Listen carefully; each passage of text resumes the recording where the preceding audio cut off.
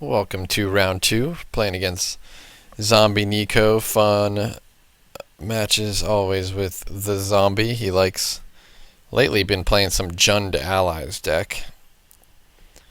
This hand's perfect mana and a bunch of removal spells. I just need to draw some creatures and we'll be set. So we are on the draw, which is fine. This is an interesting land. Defensive blue deck. That's what those usually go in. Sidisi's Faithful on turn one.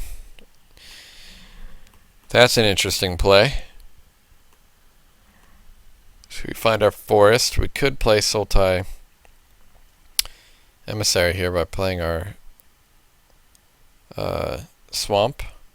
But I figure since I have another comes into play, tap lane to play, I'd think playing a 3-drop and or a 4-drop on curve is more important since we actually have all these 4-drops. So yeah, so here we can play a tap land and a Sultai Emissary. But we do not. Why didn't I play that? I think I'm just trying to represent... because he had counter spell mana open, like a spell shivel, and I don't want to get my guy countered and exiled because of the bone splinters being in play. I think he might have like a ruined processor type top end, and so I don't want to like lose my... I guess I'm fine because I have like Oblivion Strikes, or maybe, yeah, and Whirlwind Deadup wouldn't do it, I don't know. But he plays Separatist Void Mage. Okay, that's interesting. I didn't see that card coming. So he plays Sidisi's Faithful, or bounces Faithful. So here, now if he has another bounce guy, it's pretty bad to play Emissary, and I don't think I need to play Emissary Bone Splinters this guy, so I should probably just Oblivion Strike it. I have a million Oblivion Strikes in my hand, and I need to get them out of my hand so that I can Treasure Cruise. It's just the most mana efficient play.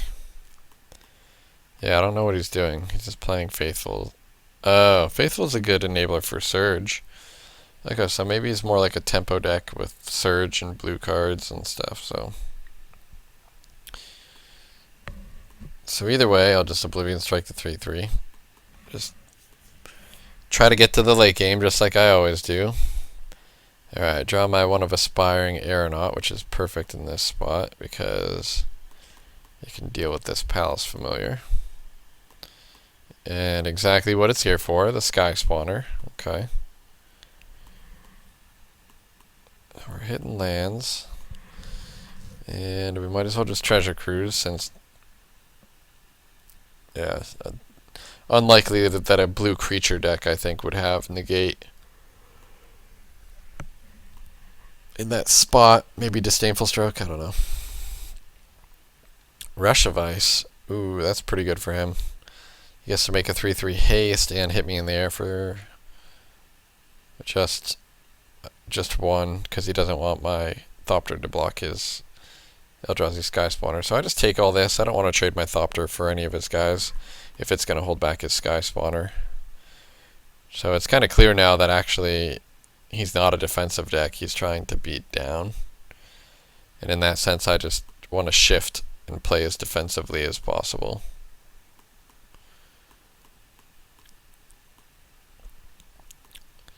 So I'm fine with just playing out some Sultai Emissaries here. Void Mage, okay, that kills my Thopter, that's annoying. It's going to let him hit in the air for 3. I don't have any double blocks here, but I figure I might as well single block, save 3 life points, and next turn I'll have more power and toughness in play. And what do you know, we hit Sultai Emissary, so you might as well flip that, I think. Because if we sack it to something, we can get more value out of it. So while he's tapped out, I think now's just a good time to gain the 5 life and process something and feel safe. So he could Rush of Ice it or something. Oh, he's got his own Treasure Cruise. Alright, that's a pretty good card when he has no other cards in hand. Don't know why you would attack there. It's like a really easy block for me. I guess it frees up his Palace Familiars. But why? Yeah, I guess Guess that's why. But no, he wants to chump. So, guess I save the aeronaut because I wouldn't mind pulsing to get that back. And I draw expensive cards. So I might as well Bone Splinters. I think try to just kill his 3/3. Yeah. And I hit a Sky Spawner for my Manifest. Strider Harness. Ooh, that's an interesting one. Ooh, Clutch. No Awaken, just to bounce my 1/1, so I can't double block. And he gets in for 3. It's only moderately annoying, so I just kill this guy that would draw him a card, and he was planning on blocking with anyway, so now I'm like way ahead in the race. And I can just start, I can play this stuff out. I can Grave Purge if anything, the Aspiring Aeronaut, if anything dies. He's got another Mana War for my Ruin Processor, which just means I'm just going to gain 5 more life. I got the nice double block here. And the end of turn Grave Purge now, I can get back and Eldrazi Sky Spawner if I want to as well. So I do. I get the Aspiring Aeronaut and the Sky Spawner. It doesn't matter what order I put them in, because I'm going to draw them both. And I think I just, play the Ruin Processor, gain 5 more life. Just basically force him to have a bounce spell every turn of the game, otherwise he's going to be way behind. Play another Aeronaut, just super mana efficient.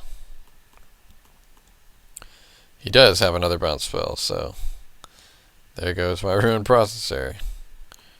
And he beats down with these guys. I'm pretty happy to just save 3 damage and trade my 2/2 rather than trading it with the other.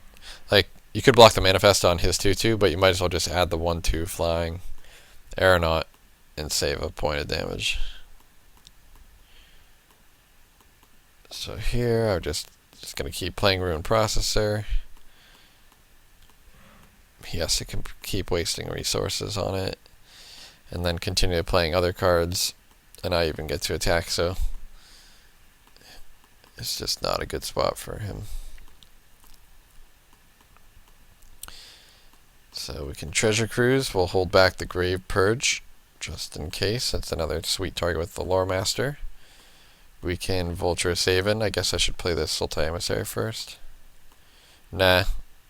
Just Oblivion Strike his flyer. Beat down with everything. I guess I didn't need to attack with my 1/1 because it's just an easy block on his 2/2. But I get in for a bunch. And I could have done this before attacking as well. But again, I think we're at turn 14. I don't know what the critical turn is with this deck, but it's probably something like 7 or 8, whereas if we're not behind on board at that turn, we're just like probably as close to 100% to win the game as you can be. At least in this matchup. Maybe not in every matchup, but at least in this one. So he goes to 1. If we still have a million cards in hand. He has no cards in hand. So another thing to note at the end of this game, I am up 19 cards in library based off Evolving Wilds, drawing more cards, etc., etc. That's what this deck does. So yeah, this deck is also kind of slow and kind of takes forever. So, let me think. I think that was game 1, yep. It's hard for me to remember sometimes, but against them, I would definitely sideboard in the negates. Disdainful Stroke doesn't stop Rush of Ice and Clutch Occurrence, so just negates, maybe 1 Duress. And the removal spells seem fine, Reef Soul and Complete Disregard. Another Ruin Processor, probably unnecessary since it can just get bounced or Claustrophobia or something. So yeah.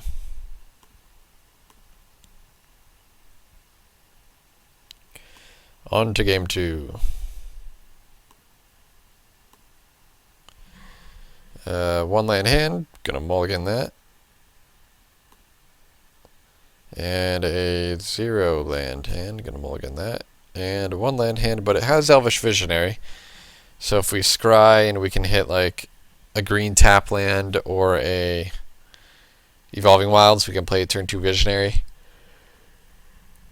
If we hit running lands, we can play Vulture Saven and really catch up on the cards that we've lost, and we can also pulse the Visionary back. So this hand has a game plan, but boom, okay. We get to keep Evolving Wilds on top, and so we actually are probably going to be okay. Unless he has a really fast start. Okay, so Visionary draws another land, which is perfect, and it gives us our blue mana as well. We have millions of pulses, so if we really just want to make this Visionary die. Too bad he can't block this Palace Familiar. But we do get to attack since he scryed on upkeep with his Scry Fish. Oh yeah, I do actually have the ability to hit my 4th land drop because Pulse for Evolving Wilds is awesome. And I make the play even though he could have negate, because otherwise I'm not hitting my land drop this turn. I could wait and do it next turn, but I figured he's got negate, whatever, he's got negate. I'll just make the same play next turn. But if not, I can play the Wilds and play a 4-drop next turn, and it's like I didn't even mulligan to 5. So we have all of our mana. Play a Sky Spawner. And I'm pretty happy just to trade, I think, if possible here. Strider Harness is something that I will negate just because once it resolves, I have no way of interacting with it, and it's just annoying. I fully think saving negate for Treasure Cruise could be a better play, but I'm just trying to make my Treasure Cruises better too. So I let him attack for 1. It forces him to hold this other Palace Familiar back. Attempt to kill his guy. And he has Disdainful Stroke. Okay. That's not that big a deal. I like it that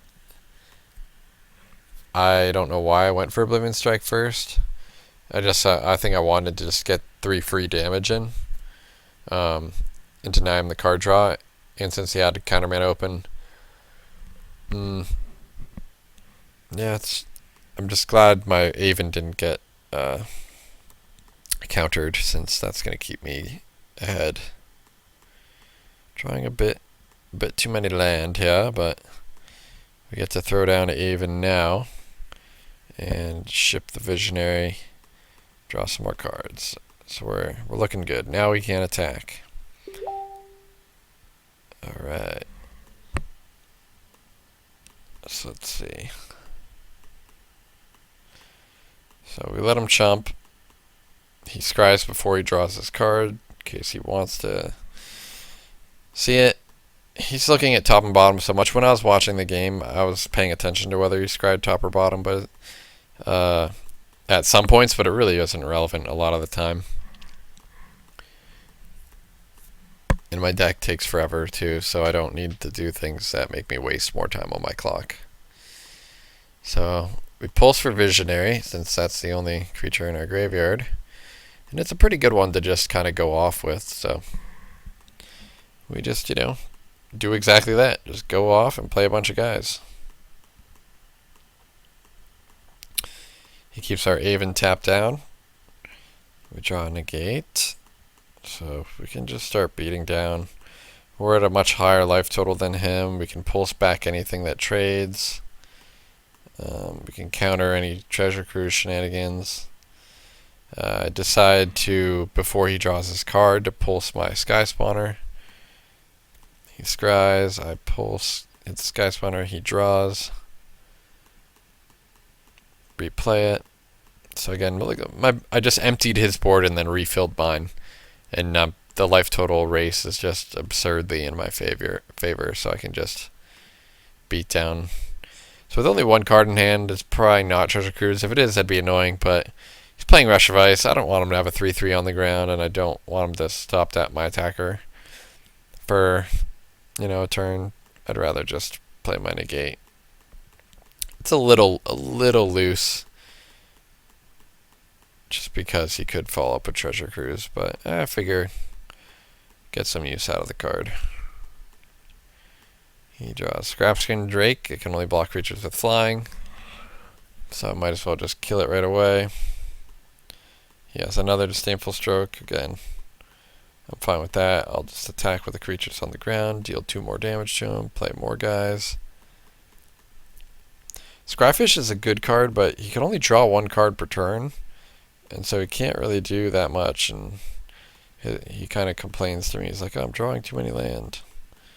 And I'm like, yep, because you're not drawing cards, you know?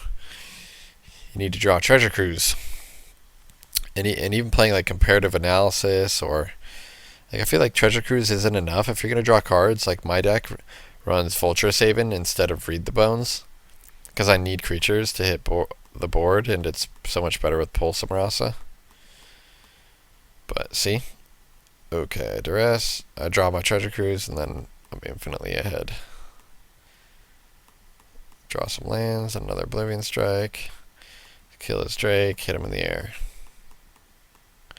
He's got 3 blockers for my ground guys, so there's no point in suiciding.